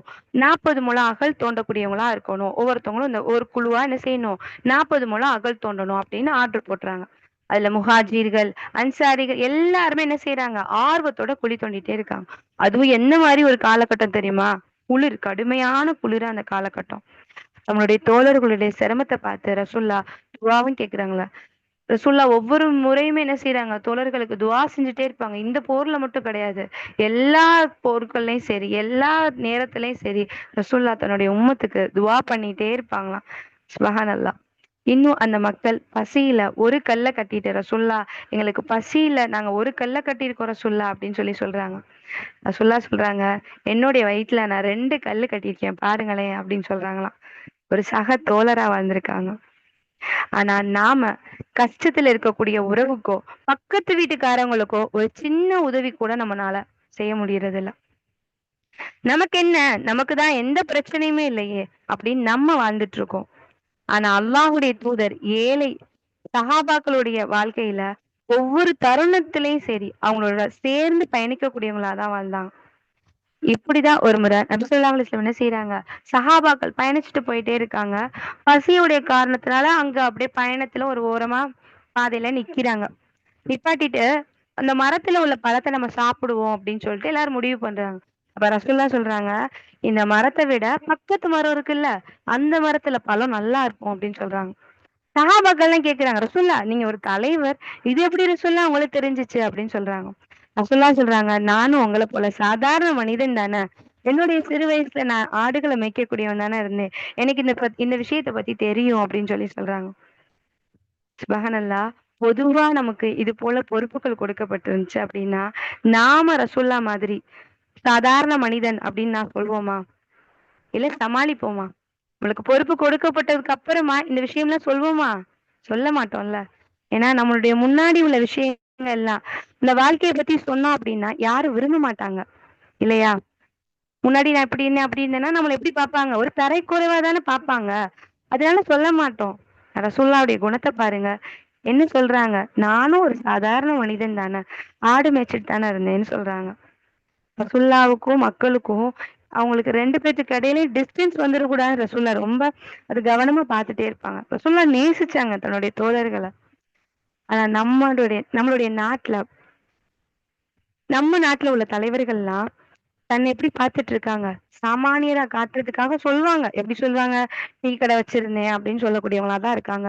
ஆனா அவங்க அப்படித்தான் நடந்துட்டு இருக்காங்களா? பழைய விஷயத்த என்னதான் பேசினாலும், அது நம்மளுக்கு ஒரு இது நம்ம மேல ஒரு நல்ல அபிப்பிராயம் வரணும் அப்படின்றதுக்காக வேணா சொல்வாங்களே தவிர, என்ன செய்ய மாட்டாங்க? நம்மள தாழ்வா நினைக்கணுன்ற விஷயத்த நெறைய விஷயங்கள பேசவே மாட்டாங்க. அப்படிதானே? நம்ம தூதர் கடைசி வரைக்குமே சரி, சாமானியர்களோட சாமானியராவே வாழ்ந்து, ஒரு எளிமையான வாழ்க்கையாவே வாழ்ந்து மரணிச்சிருக்காங்க. சுபஹானல்லாஹ்! எப்படிப்பட்ட ஒரு தலைவர்! ஆச்சரியமா இருக்குதுல்ல, இவங்களுடைய வாழ்க்கை. எதனால ரசூலுல்லாஹ் ஒரு சாதாரண மனிதரோட பழகுறாங்க? ஏன்னா ரசூலுல்லாஹ்வுடைய வாழ்க்கையும் ஏழ்மையானதா இருந்துச்சு. ஏன் ஒரு தலைவருக்கு இப்படி ஒரு நிலைமையா? அப்படின்னு நம்ம நினைக்கலாம். ரசூலுல்லாஹ் நினைச்சா, இல்ல ரசூலுல்லாஹ் கேட்டா, எல்லா வசதிகளுமே அல்லாஹ் குடுத்திருப்பான்ல. குடுக்கப்பட்டிருக்கும்ல. ஏன்? ரசூலுல்லாஹ் இந்த உலகமா? இல்ல மறுமையா? அப்படின்னும்போது, ரசூலுல்லாஹ் மறுமைய தேர்ந்தெடுத்தாங்க. இன்னும் நாளை மறுமையில முதலாவதா நுழைய போறது யாருன்னு சொன்னோம்? ஆரம்பத்துல ஏழைகள் தான். ஒரு ஹதீஸ் பாருங்க. ஒரு பெண்மணி தன்னை திருமணம் பண்ணிக்கணும் அப்படின்னு சொல்லி வராங்க. ரசூலுல்லாஹ் அமைதியா இருக்காங்க. பெண் கேட்டு வரும்போது அமைதியா இருக்காங்க. ஒரு சஹாபி எந்திரிச்சு சொல்றாங்க, ரசூலுல்லாஹ் நான் இந்த பெண்ண திருமணம் முடிச்சுக்கிறேன் அப்படின்னு சொல்றாங்க. ரசூலுல்லாஹ் சொல்றாங்க, வீட்ல போய் மகரா ஏதாவது இருந்தா எடுத்துட்டு வாப்பா அப்படின்னு சொல்றாங்க. அதுக்கு அவர் சொல்றாரு, ரசூலுல்லாஹ் என்னுடைய வீட்ல எதுவுமே இல்ல ரசூலுல்லாஹ் அப்படின்னாங்க. சரி அப்ப நான் ஒரு இரும்பு மோதிரம் இருந்தா கூட எடுத்துட்டு வாப்பா அப்படின்றாங்க. அதுக்கு அவர் மறுபடியும் சொல்றாரு, ரசூலுல்லாஹ் இரும்பு மோதிரம் கூட இல்ல ரசூலுல்லாஹ் அப்படின்றாரு. அப்பன்னா என்ன அர்த்தம்? இந்த துன்யாவுல வாழும்போது ஒரு இரும்பு மோதிரத்த கூட விரும்பல. அதனாலதான் பணக்காரர்கள் சொர்க்கத்துக்கு நுழையறதுக்கு முன்னாடி ஏழைகள் 500 ஆண்டுகளுக்கு முன்னாடியே போயிடுவாங்களாம். சுபஹானல்லாஹ்! யோசிச்சு பாருங்க. அல்லாஹ் அக்பர்! ஏழைகளுக்கு இந்த உலகம் எப்படி இருக்குமா? பெரிய எதார்த்தமாலாம் இருக்க மாட்டாங்க ஏழைகள். பெரிய எதிர்பார்ப்போட இருக்க மாட்டாங்க. அப்படிதானே?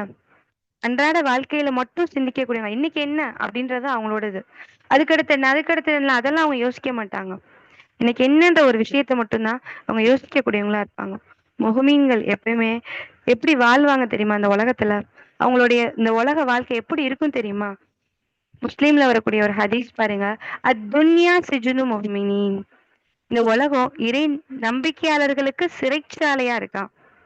அவங்களுக்கு இந்த உலகம் ஏழ்மையிலயும், வறுமையிலயும் இன்னும் பல பிரச்சனைகளோட தான் இருப்பாங்க.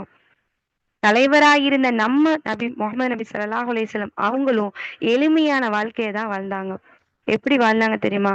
ரசூலுல்லாஹ் தொடர்ந்து 3 நாட்கள் வயிறு ஃபுல்லா சாப்பிட்டது கிடையாது.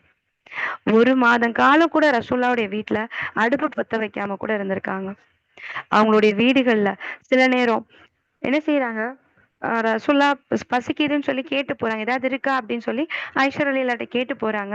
இல்ல அப்படின்ற விஷயம் தெரிஞ்சுச்சுன்னு வச்சுக்கோங்களேன், ரசூலுல்லாஹ் நோன்பு வச்சுருவாங்களாம். நாம அன்றாடம் 3 நேரம், இல்ல இல்ல 4 நேரம் கூட வயிறு ஃபுல்லா சாப்பிடுவோம். நோன்பு நாட்கள்ல கூட என்ன டிஷ் செய்யலாம் அப்படின்னு தான் யோசிப்போம். அப்படிதானே? ஆனா இதே பூமியில தான் உணவு இல்லாம ஒரு நாளைக்கு 25,000 மக்கள் இறந்து போறாங்கன்னு ஐநா சபையுடைய அறிக்கையா இருக்கு. இன்னொரு அறிக்கையில நாம வீண்வரையும் செய்யக்கூடிய உணவுகளை சேமிச்சு பசிச்ச மக்களுக்கு கொடுத்தாலே இந்த நிலைமையை நம்ம மாத்த முடியும்னு ரிசர்ச் சொல்லுது. நம்மனால என்ன முடியுமோ அதை நம்ம வளமையா செய்யக்கூடிய உதவி செய்யக்கூடியவங்களா இன்ஷா அல்லாஹ் நம்ம இருக்கணும். இன்னும் ரசூலுல்லாஹ்வுடைய ட்ரெஸ் எப்படி இருக்கும் தெரியுமா? உடுத்திய உடை தான். மாற்று உடையெல்லாம் கிடையாது. புகாரில வரக்கூடிய ஹதீஸ் பாருங்க. இன்னும் நபி ஸல்லல்லாஹு அலைஹி வஸல்லம் ஒரு நாள் கூட தட்டுல வச்சு சாப்பிட்டது கிடையாது. துணியில விரிச்சு தான் சாப்பிட்டாங்க அப்படின்னு சொல்றாங்க. சுப்ஹானல்லாஹ்! இந்த விஷயம் எனக்கு உண்மையாவே ஆச்சரியமான ஒரு விஷயமா இருந்துச்சு. இன்னும் நபி ஸல்லல்லாஹு அலைஹி வஸல்லம் வீடு எப்படி இருந்துச்சு தெரியுமா? ஒரு முறை உமர் ரலியல்லாஹு ரசூலுல்லாஹ்வுடைய அறைக்குள்ள போறாங்க. போகும்போது ரசூலுல்லாஹ்வுடைய படுக்கையும் சரி, அவங்களுடைய அந்த படுக்கை இருக்குல்ல, அந்த படுக்கைனா ஒரு பாய். அதுவும் அவங்களுடைய வீட்டுக்கு திரையா விரிப்பாங்கல்ல, அதுவும் ஒண்ணுதான். ஒரே ஒரு பாய் தான். தோலால் ஆன தலையணை தலகாணி. மேல் கூரை இல்லாத வீடு. சின்ன வீடு தான் அவங்களோட வீடு. இதெல்லாம் பார்த்துட்டு உமர் ரலியல்லாஹு அழுகுறாங்க. ரசூலுல்லா கைசர்ல உள்ள எல்லா அரசர்களும் என்ன செய்றாங்க? அவங்கலாம் நல்ல வாழ்க்கைய வாழ்றாங்க. சிம்மாசனத்துல இருக்காங்க. செல்வத்துல வாழ்றாங்க ரசூலுல்லா அப்படின்னு சொல்றாங்க. எங்களுடைய தூதர் நீங்க உங்களுடைய நிலை இதுவா ரசூலுல்லா அழுகுறாங்க. நான் ரசூலுல்லா சொல்றாங்க. ரசூலுல்லா வாழ்க்கையுடைய நோக்கத்த புரிய வைக்கிறாங்க. நபி ஸல்லல்லாஹு அலைஹி வஸல்லம் உமர் ரலியல்லாஹு பத்தி சொல்றாங்க. உமரே நமக்கானது மறுமையும் அந்த அரசர்களுக்கெல்லாம் இம்மையும் இத நீங்க பொருந்து கொள்ளவில்லையா? அத நீங்க விரும்பலையா? அப்படின்னு சொல்லி கேட்கிறாங்க. அல்லாஹ் அக்பர். ரசூலுல்லாஹ் என்ன செய்யல? இந்த வாழ்க்கைய விரும்பல ரசூலுல்லாஹ். இந்த ஆடம்பரத்த விரும்பல ரசூலுல்லாஹ். இந்த உலகம் நிரந்தரம் இல்லாதது அப்படின்றது ரசூலுல்லாஹ்க்கு தெரியும் தானே. இன்னும் மறுமை வாழ்க்கை இம்மை வாழ்க்கையை விட சிறந்தது அப்படின்ற விஷயத்தையும் சொல்றாங்க. உலகத்துடைய தலைவர் எளிய வாழ்க்கைய வாழ்ந்து காமிச்சிருக்காங்க. நமக்கான அழகிய முன்மாதிரியா உஸ்வத்துல் ஹசனாவா வாழ்ந்து காமிச்சிருக்காங்க. நம்மளுடைய வாழ்க்கையில எதை நம்ம தேர்வு செய்ய போறோம்? மறுமையையா இல்ல உலகத்தையா? சிந்திச்சு முடிவெடுங்க சகோதரிகளே. இந்த உலகத்துல ரசூல்லா எப்படி இருக்க சொல்லியிருக்காங்க தெரியுமா? ஒரு உதாரணம் சொல்றாங்க பாருங்க. மரத்துடைய நிழல் சற்று நேரம் இளைப்பாறிட்டு செல்லக்கூடிய ஒரு பயணிக்கும் அந்த மரத்துக்கும் என்ன உறவு இருக்குமோ அது போலதான் என்னுடைய உறவுன்னு சொல்றாங்க. எனக்கும் இந்த உலகத்துக்கும் அதான் உறவு அப்படின்னு ரசூலுல்லாஹ் சொல்றாங்க. அப்போ ஒரு பயணிய போல வாழ சொல்றாங்க ரசூலுல்லாஹ். இப்னு உமர் ரலியல்லாஹ் அவங்களுக்கும் ஒரு அட்வைஸ் பண்றாங்க. இந்த உலகத்துல ஒரு பயணிய போல ஒரு வழிபோக்கன போல நீ வாழ்ந்து செல்லு. இன்னைக்கு உனக்கானது நாளைக்கு உனக்கானது கிடையாது. நீ விட்டுட்டு போறியோ நீ இத விட்டுட்டு போகக்கூடிய வாழ்க்கையை தான் நீ என்ன செய்ய போற வாழ போற. எல்லாத்தையும் விட்டுட்டு தானே போறோம். எல்லாத்தையும் எடுத்துட்டு போறோமா? கிடையாது இல்ல. அந்த மாதிரி நீ வாழுன்னு சொல்றாங்க. இந்த செய்திய இப்னு உமர் ரலியல்லாஹ் யாருக்கு சொல்றாங்க? அவங்களுடைய மாணவர்களுக்கும் விளக்கம் கொடுக்குறாங்க. நீ காலை வந்துச்சுன்னா மாலை எதிர்பார்க்காத. மாலை வந்தா நீ காலை எதிர்பார்க்காத. நோய்க்கு முன்னாடி உன்னுடைய சுகத்தை தேடிக்கோ. மரணத்துக்கு முன்னாடி சரியான வாழ்க்கையை நீ வாழ்ந்துக்கோன்னு அவங்க அட்வைஸ் பண்றாங்க. சுபஹானல்லாஹ். சரி. அல்ஹம்துலில்லாஹ் நபி ஸல்லல்லாஹு அலைஹி வஸல்லம் உடைய பண்புகள இவ்ளோ நேரம் பார்த்தோம். இன்னும் இந்த உலகம் அற்பமானது அப்படின்றதையும் ரசூலுல்லாஹ்வுடைய அறிவுரையில கேட்டோம். நம்முடைய இந்த பண்புகள்லாம் இருக்குதா? சிந்திச்சு பாருங்க. தலைவர்கள் மட்டும் கிடையாது. நாம ஒவ்வொருத்தவங்களுமே பொறுப்பாளிகள் தான். அப்படிதானே? இந்த பொறுப்பு குறிச்சு நாளைக்கு மறுமையில விசாரிக்கப்படுவோமா இல்லையா? கொஞ்சம் சிந்திச்சு பாருங்க. கண்டிப்பா விசாரிக்கப்படுவோம். அந்த நாளுக்கு பயந்தவங்களா, நம்மளுடைய பொறுப்ப ரொம்ப கவனமா கையாளக்கூடியவங்களா இருக்கணும். அல்லாஹ் நாளைக்கு என்ன கண்டிப்பா கேட்பான்ற ஒரு விஷயத்துல நம்ம கவனமா இருக்கக்கூடிய மக்களா இன்ஷா அல்லாஹ் இருக்கணும். குடும்ப தலைவி அப்படின்றது நம்ம பொறுப்பு கிடையாது. அது மட்டும் தான் நம்மளுடைய பொறுப்பா? கிடையாது. நம்மள சில பேரு மாணவர்களா இருக்கலாம். சில பேரு ஆசிரியர்களா இருக்கலாம். இன்னும் கஷ்டப்படக்கூடிய குடும்பத்துல வீட்டு வேலை செய்யக்கூடிய நபர்களா கூட இருக்கலாம். இப்படி நம்ம எந்த நிலையில இருந்தாலும் நம்மளுடைய பொறுப்பு குறித்து கண்டிப்பா நம்ம விசாரிக்கப்படுவோம். அல்லாஹ் நம்ம எல்லாருடைய பொறுப்பு குறிச்சும் பதில் சொல்றதுக்கு ஒரு பதில் சொல்றதுக்கு அல்லாஹ் நம்மளுக்கு ஆக்கி அருள்வானாக. இன்ஷா அல்லாஹ். இதுக்கு ஒரு உதாரணம் ஒண்ணு சொல்றேன் கவனிங்க. ஒரு மாணவன் அப்படின்ற ஒரு விஷயம் சொல்றேன். ஒரு மாணவன், ஒரு ஆசிரியர் அப்படின்ற ஒரு விஷயத்த ஒரு உதாரணமா சொல்றேன். நாம மாணவரா இருக்கும்போது நம்மளுடைய ஆசிரியர் நம்மள சாமானியரா நினைச்சுட்டு என்ன செய்றாங்க? ஒரு கடுமையா நடந்துக்கிறாங்கன்னு வச்சுக்கோங்களேன். ஆனா நம்ம ஆசிரியரா மாறுனதுக்கு அப்புறமா நமக்கு கீழ உள்ள மாணவர்கள என்ன செய்றோம்? கஷ்டப்படுத்தாம இருக்கக்கூடியவங்களா இருக்கணும். அவங்க கல்வி கற்றுக்கக்கூடிய நோக்கத்துல மட்டும் நம்ம பயிற்சிக்கக்கூடியவங்களா இருக்கணும். அந்த மாணவர்களுக்கு குறிப்பா சாமானியரின் மக்களை எப்படி நடத்தணும் அப்படின்னும், அவங்களுக்கு எப்படி மரியாதை குடுக்கணும் அப்படின்ற விஷயத்த இன்ஷா அல்லாஹ் கற்றுக் கொடுக்கக்கூடியவங்களா, மக்களாவும், பெற்றோராவும் இன்ஷா அல்லாஹ் நம்ம இருக்கணும். ஏன்னா, தன்னுடைய பிள்ளைகள குறிச்சும் நம்ம நாளைக்கு கண்டிப்பா பதில் சொல்லணும். தன்னுடைய கணவன குறிச்சு, தன்னுடைய தாய் தந்தைய குறித்து, செல்வத்த குறித்து, சமூகத்த குறித்து, ஏன் நம்மளுடைய உடல் உறுப்புகள குறித்துமே நாளைக்கு கண்டிப்பா பதில் சொல்லக்கூடியவங்களா இருப்போம். இப்போ ஒரு தாய் தந்தையர்ன்னு எடுத்துக்கோங்களேன். இப்ப தாய் தந்தையர் அவங்க தாய் தந்தையா இருக்கும்போது நம்ம என்ன செய்வோம்? கீழ இருப்போம். அப்ப சொன்ன பேச்செல்லாம் கேட்டு இருப்போம். இப்படிதானே? ஆனா அவங்க நம்மளுக்கு கீழ வந்ததுக்கு அப்புறம் என்ன செய்ய ஆரம்பிச்சுருவோம்? அதிகார தோணியில பேசக்கூடியவங்களாவும், அவங்கள மிரட்டக்கூடியவங்களாவும் ஆயிருவோம். அல்லாஹ் அதுலருந்து நம்மள பாதுகாக்கணும். இந்த அற்பமான வாழ்க்கைக்கு எதுக்கு நம்ம ஆசைப்படக்கூடியவங்களாவும், எதுக்கு நம்ம ஆடம்பரம், அந்தஸ்து, புகழ், பெருமை, கர்வம் எல்லாமே எதுக்கு நம்மளுக்கு? எதுக்காக அடுத்தவங்கள நம்ம அலட்சியமா பார்க்கணும்?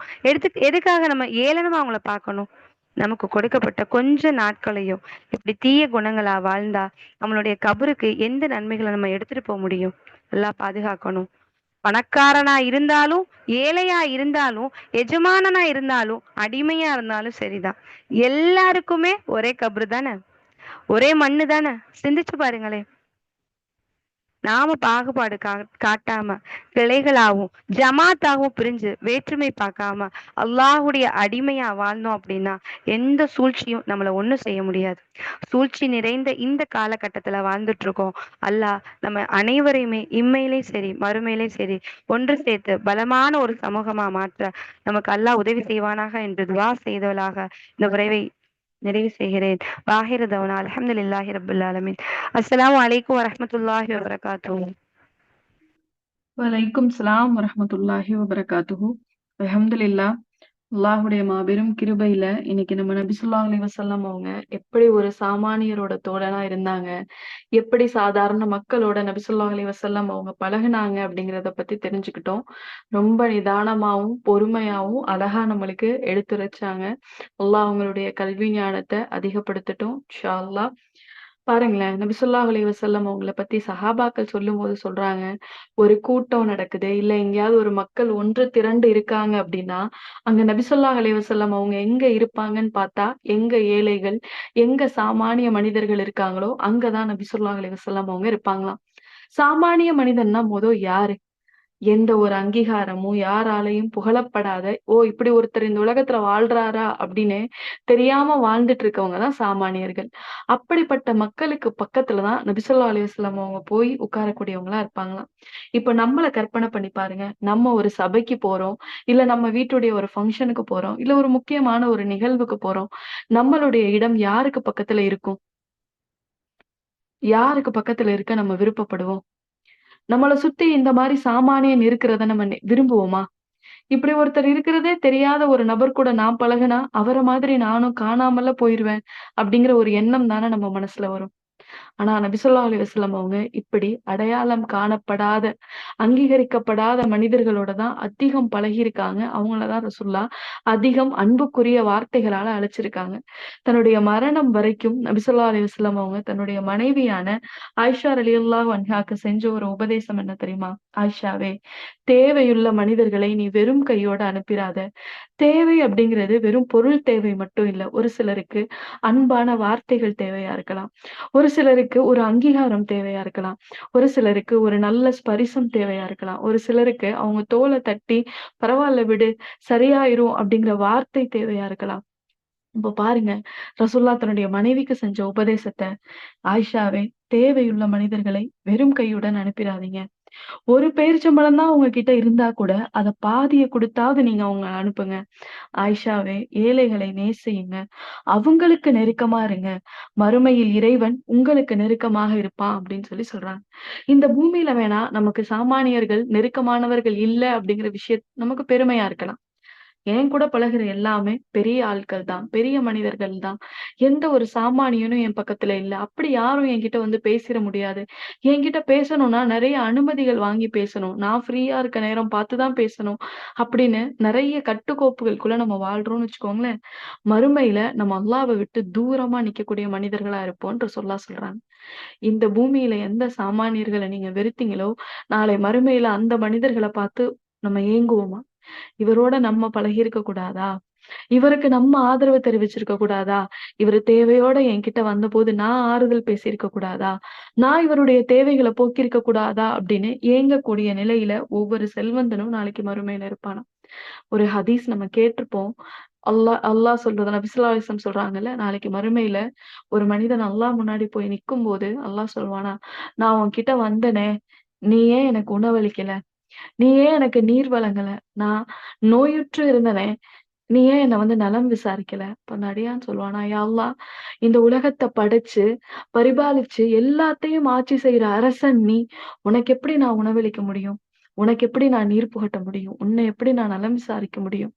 அப்ப அல்லாஹ் சொன்னானா, "இந்த மனிதர் உன்கிட்ட பசியோட வந்தாரே, இந்த மனிதர் உன்கிட்ட தாகத்தோட வந்தாரே, இந்த மனிதர் நோயுற்று இருந்தாரே, நீ ஏன் இவங்களெல்லாம் போய் விசாரிக்கல? இவங்களுடைய தேவைகள நீ ஏன் பூர்த்தி செஞ்சு குடுக்கலன்னு?" நம்ம ரப்பு கேட்பானாம். நம்மை சுற்றி சாமானியர்கள் இருக்காங்களா? சாதாரண மனிதர்களோட நம்ம பழகுறோமா? அடையாளம் தெரியாத மனிதர்கள நம்ம அங்கீகரிக்கிறோமா? அவங்களுடைய வளர்ச்சிக்கு, இல்ல அவங்களுடைய ஆறுதலுக்கு நம்ம ஒரு காரணமா இருக்கோமா? அப்படி இருந்தோம் அப்படின்னா, நாளைக்கு மறுமையில அல்லாஹ்வும் நம்மளும் ரொம்ப நெருக்கமானவங்களா இருப்போம். அல்லாஹ்வுக்கு ரொம்ப நெருக்கமா இருப்போம்னு நபி ஸல்லல்லாஹு அலைஹி வஸல்லம் அவங்க சொல்றாங்க. எந்த அளவு நபி ஸல்லல்லாஹு அலைஹி வஸல்லம் சாமானியர்கள ஆதரிச்சாங்கன்னு பாருங்களேன். அப்துல்லா இப்னு மஸ்ஊத் சஹாபி இருந்தாங்க. அவங்களுடைய கால் ரொம்ப மெல்லியதா இருக்குமாம். அப்போ ஒரு தடவ ரசூலுல்லாஹ் என்ன செய்றாங்க, ரசூலுல்லாஹ் சஹாபாக்கள் இருக்கும்போது, அவர் ஒரு மரம் ஏறி மிஸ்வாக்குடைய குச்சிய உடைக்க ஏறுறார். ஏறும்போது காத்துக்கு அவருடைய ஆடை பறந்த உடனே கால் தெரியுது. அப்ப சஹாபாக்கள் எல்லாம் அந்த கால பார்த்து சிரிக்கிறாங்க. சிரிச்ச உடனே, "இங்க பாருங்க இவருடைய கால் எப்படி இருக்கு? இவருடைய காலே குச்சிகள் போல தானே இருக்கு." அப்படின்னு சொல்லி சிரிக்கிறாங்க. அப்ப ரசூலுல்லாஹ் கோவப்பட்டு சொல்றாங்க, அந்த நேரத்துல ரசூலுல்லாஹ் அவங்கள கண்டிப்போட நிப்பாட்டி இருந்திருக்கலாம். இந்த மாதிரி பேசக்கூடாதுன்னு. ஆனா அந்த நேரம் அந்த மனிதருக்கு ஒரு ஆறுதல் தேவைப்பட்டுச்சு. அந்த சாமானியனுக்கு ரசூலுல்லாஹ் ஒரு அங்கீகாரத்த குடுக்குறாங்க. இந்த கால்கள் இந்த பூமியில வேணா மதிக்கப்படாம இருக்கலாம். நாளைக்கு மறுமையில இந்த மெல்லியதா இருக்கக்கூடிய இந்த 2 கால்களும் உஹது மலையளவுக்கு சமமாக இருக்கும் அப்படின்னு சொல்லி ரசூலுல்லாஹ் சொல்றாங்க. சுப்ஹானல்லாஹ். எப்படி நபி ஸல்லல்லாஹு அலைஹி வஸல்லம் அவங்க தேடி தேடி மக்கள ஆதரிக்கிறாங்கன்னு பாருங்க. இன்னைக்கு நம்ம எப்படி ஆதரிக்கிறோம்? நமக்கு தேவையானவங்க, நமக்கு சாதகமா இருக்கவங்க, இவங்களால நாளைக்கு நமக்கு என்ன பயன் இருக்கும்? அப்படிங்கிறத யோசிச்சு தானே நம்ம நம்மளுடைய வாழ்க்கைய நடத்துறோம். ஒரு மனிதர் தேவைன்னு வந்துட்டா, அந்த தேவைய நிறைவேத்தி குடுக்காம, நபி ஸல்லல்லாஹு அலைஹி வஸல்லம் அவங்களால நிம்மதியா, நிதானமா அந்த பொழுத கடக்கவே முடியாதாம்.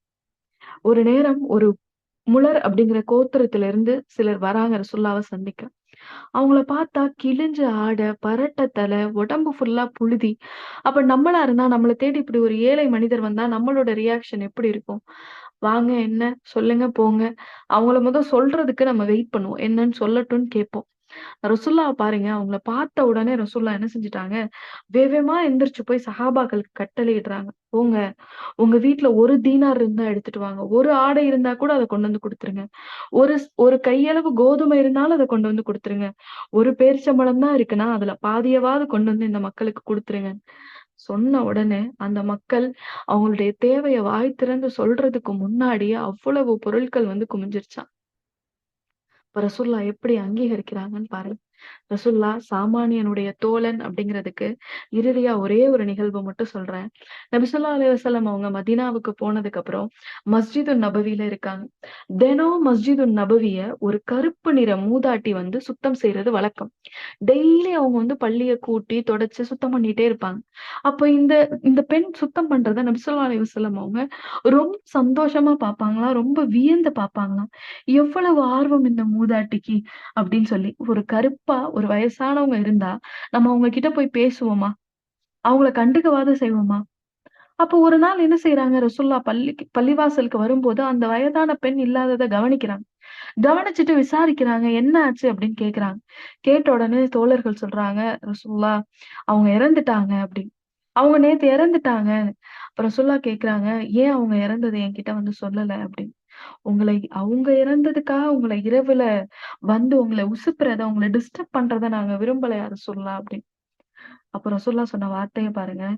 மக்களின் கண்களுக்கு வேண்டுமானால் அப்பெண்மணி சாதாரணமாக இருந்திருக்கலாம். ஆனால் நபிகளாரை பொறுத்தவரை என்ன பொறுத்தவரைக்கும் அவங்க ரொம்ப முக்கியமானவங்க. என்னுடைய விருப்பத்திற்குரியவங்க. அந்த பெண் எங்க அடக்கம் பண்ணியிருக்காங்கன்னு காட்டுங்க. நான் அவங்க இறந்து போனா, அவங்களுக்கு ஜனாசா தொழுகை வைக்கணும்னு நான் விரும்பினேன். அவங்க எங்க அடக்கம் செய்யப்பட்டிருக்காங்கன்னு காட்டுங்க அப்படின்னு சொல்றாங்க. அப்ப சஹாபாக்கள் அவங்க அடக்கம் பண்ண இடத்த காமிச்ச உடனே, நபி ஸல்லல்லாஹு அலைஹி வஸல்லம் அவங்க அங்க நின்று அந்த பெண்ணுக்காக துஆ செஞ்சுட்டு சொல்றாங்க. பொதுவா மண்ணறை அப்படிங்கிறது இருட்டா இருக்கும். ஆனா நான் செஞ்ச இந்த பிரார்த்தனையின் காரணமா, இறைவன் நிச்சயமாக அதன ஒளி வீசக்கூடியதா மாத்துவான் அப்படின்னு சொல்றாங்க. பாருங்க ரசூலுல்லாஹ்வுடைய வாழ்க்கை இப்படி இருக்கு. நம்மளுடைய வாழ்க்கை இப்படி இருக்கு. எந்த குணங்கள் நம்ம கிட்ட இருக்கோ, இல்ல இவ்ளோ நாள் சொன்ன குணங்கள்ல ஏதாவது ஒரு அங்கமாவது நம்ம கிட்ட இருக்கும். ஆனா, இந்த சாமானியர்கள அங்கீகரிக்கிறதும், அங்கீகாரம் இல்லாத மனிதர்களுக்காக ஒரு குரல் கொடுப்பதும் நம்மள்ல பலருக்கு இல்லாத ஒரு குணமா இருக்கு.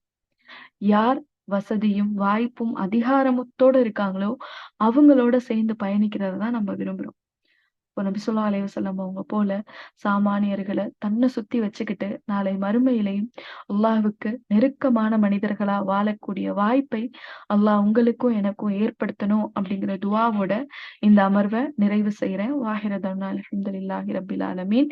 இன்ஷா அல்லாஹ் நாளைக்கு நபி ஸல்லல்லாஹு அலைஹி வஸல்லம் அவங்களுடைய வேற ஒரு பண்போட சந்திப்போம்.